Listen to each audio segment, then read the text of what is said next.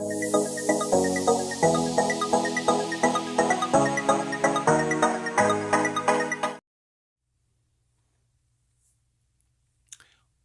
there two parents or more, or is it a kind of unipolar parenting situation? Is one of the continuums of healthy culture. Now, for much of our traditions, in many of the 10,000 cultures in human history, and at present in China, in Thailand, in Philippines, for much of our history, we have had a dynamic where young parents who were completely incompetent as parents would have children, and their mothers and fathers living nearby in the village or in the same house would attend to the children and coach the children. And the grandparents would have had practice with the parents and made all their crappy mistakes that parents do. And the combination of less pressure, greater maturity in age, and more experience would make the grandparents a significantly more healthy and important parent at reducing the trauma in the childhood, while simultaneously decreasing the pressure in the parent such that they do not feel the hostility and the burden that every parent feels when there is no space for their dreams, aspirations, and what they want because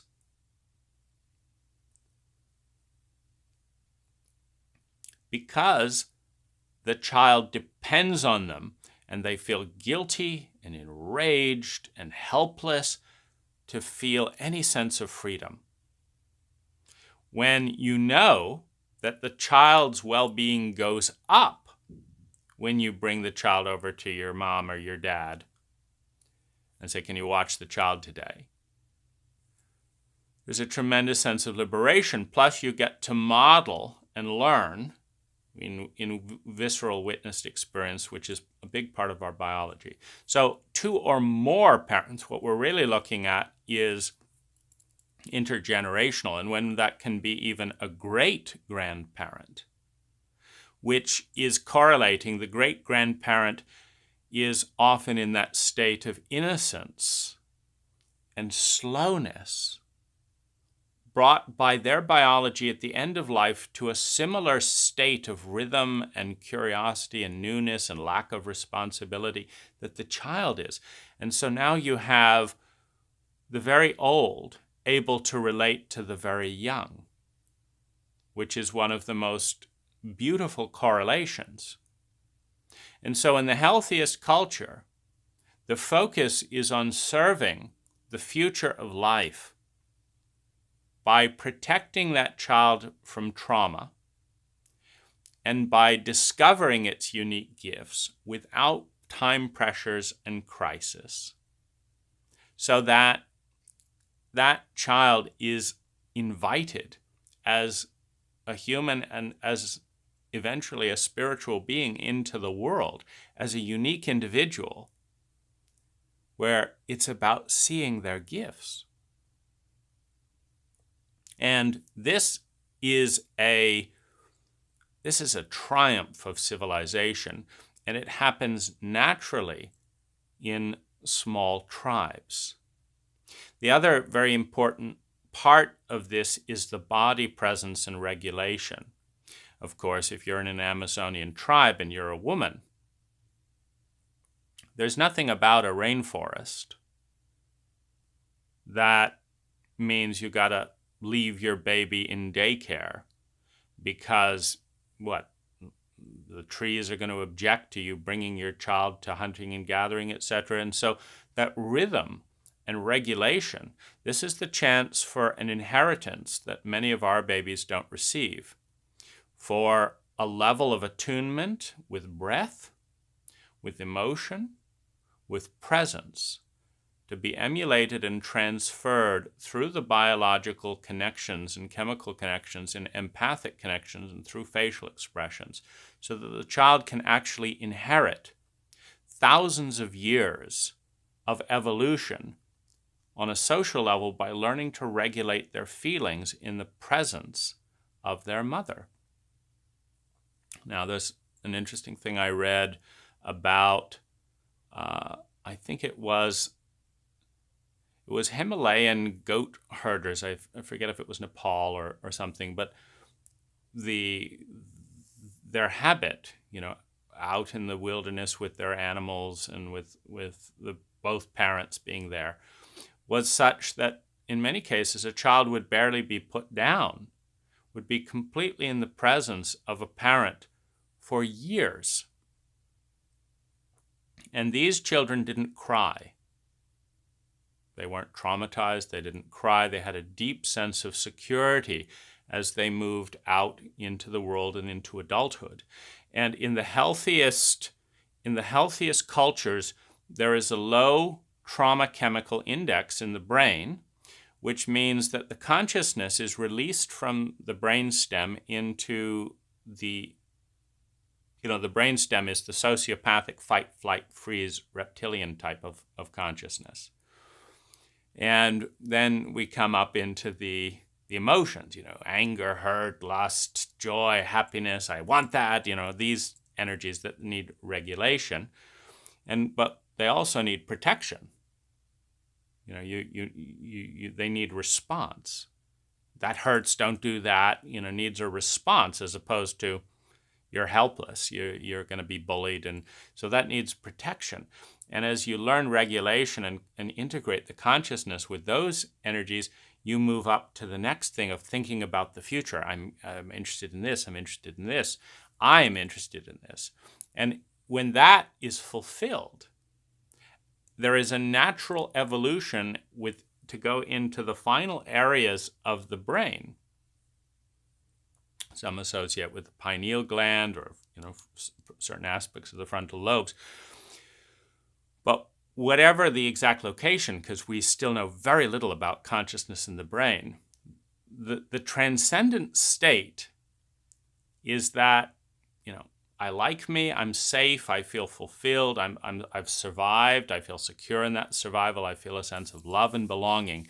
And now, I'm lifting up into that transcendent state of being superhuman,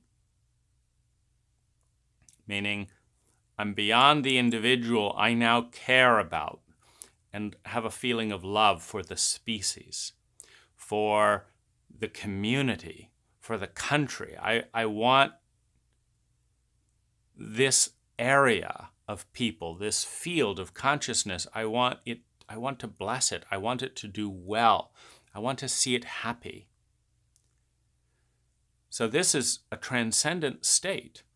And in this state, you have tremendous leverage for social and species growth. When you have a group of individuals that are thinking not how can I get another slice of pizza because no one's going to get the biggest slice, and but who is thinking, what technology, what art, what would it take for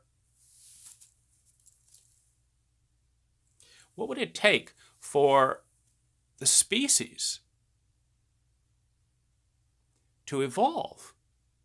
You see, and this is, what just happened there is I'm concerned about my dog having tics, which can carry Lyme disease.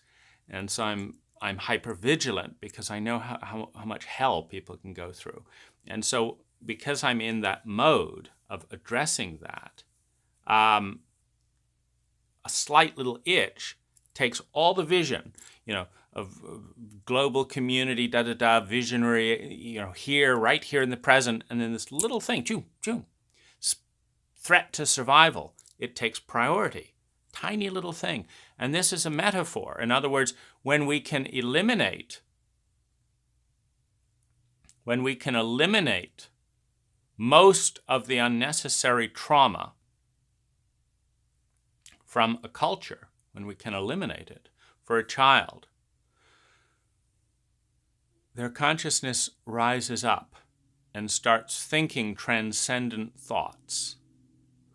And out of a field of cooperative people thinking transcendent thoughts come possibilities and probabilities for the community, the culture, the species that are enormously evolutionary, that make a huge difference, but that only occur when the individuals present are supported, are protected by the circle from experiencing major trauma.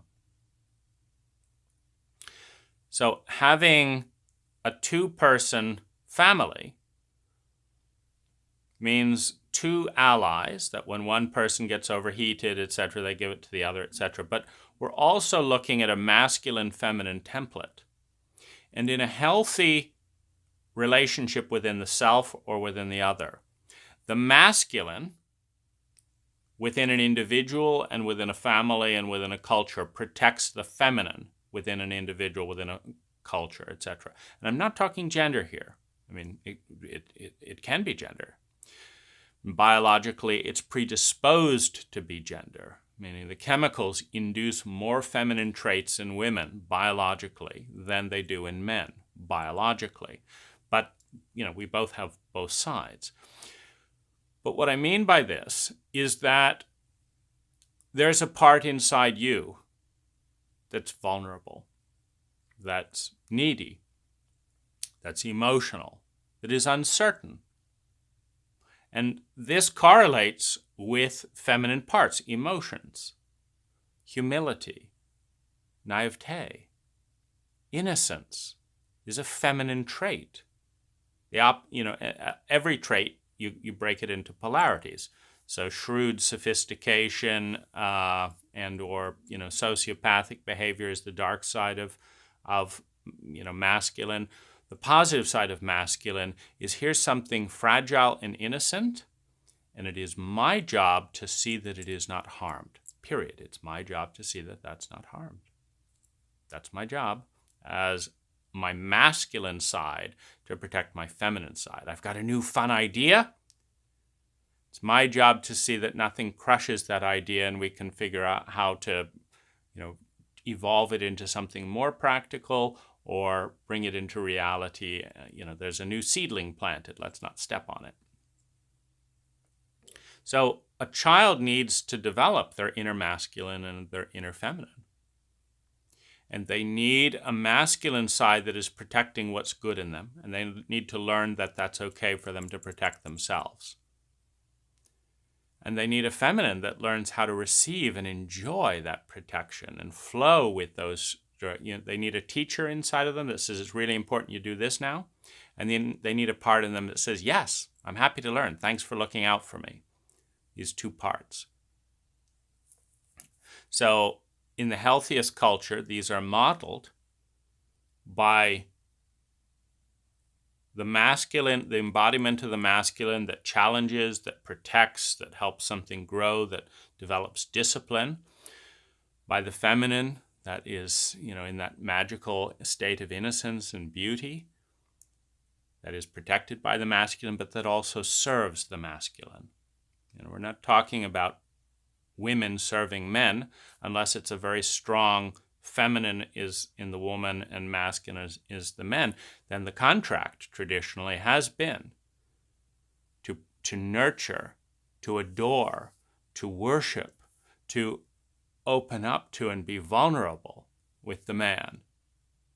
And the contract with the man is, I will die protecting you, and I will provide for you, and I will ensure that the structures and the logistics around here go in a way that we grow as a family.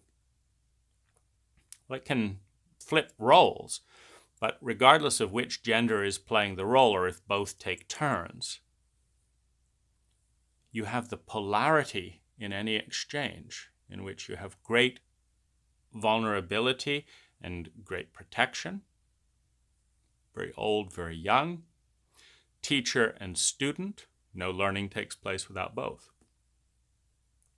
So much is encapsulated when you have a masculine and feminine pole for the child, someone who is predominantly masculine, predominantly feminine, and that models that well. When you have people with more experience to protect, and even better, of course, when you create a community in which the child learns what is safe and is not taught not to talk to strangers. They're taught to get to know every single person in the community and be transparent and to be protected by them and to protect them.